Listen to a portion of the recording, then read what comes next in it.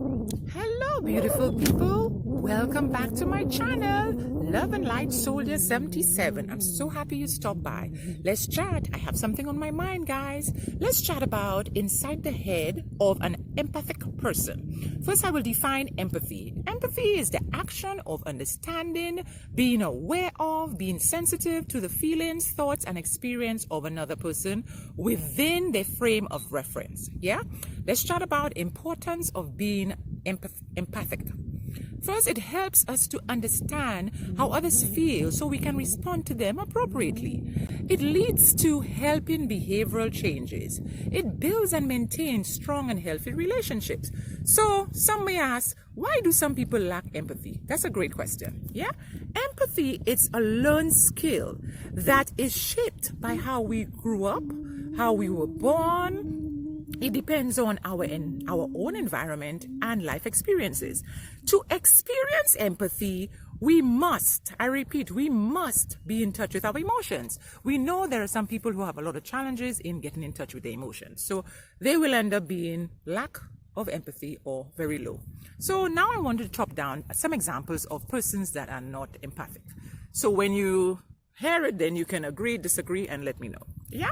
So people that are talking abusively, people that are always insulting others, people with bad tempers, persons having difficulty sharing and caring for others, persons who are unable to be romantic, persons who are not accountable and they are always in denial, persons who are cold and out of touch for people suffering and less fortunate.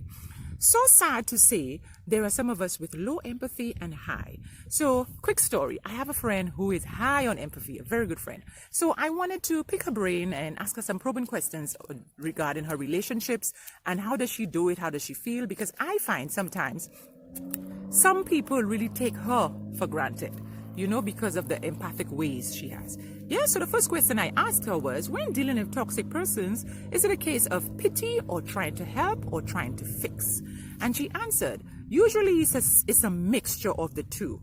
And it never ends well. The person always is in denial. The person doesn't take accountability. And at the end of it all, she feels like the issue was her fault from the beginning. Another question I asked her was, what methods do you use during disagreements with these toxic individuals? Her response was, she addresses the issue head on and expresses why she's hurt and how what they said made her feel or what they did.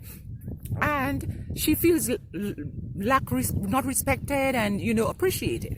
And the end result again doesn't end well. She ends up repeating the same thing over and over. She seems to have the same reoccurring incidents and she feels like she's a nag. And so it doesn't work out well for her. So the third question I asked her was, what qualifies have you identified or have been told that makes you an empathic person? And she says, usually she puts other people's feelings before her own. And she always puts herself in other people's shoes, and she usually responds to persons based on their body language or facial expression. So there you have it, a little piece of my 2 cents regarding inside the heads of an empathic person. So I hope it has helped someone today. I'm looking forward to hearing your feedback. Please share, comment. Thanks again. Love and light.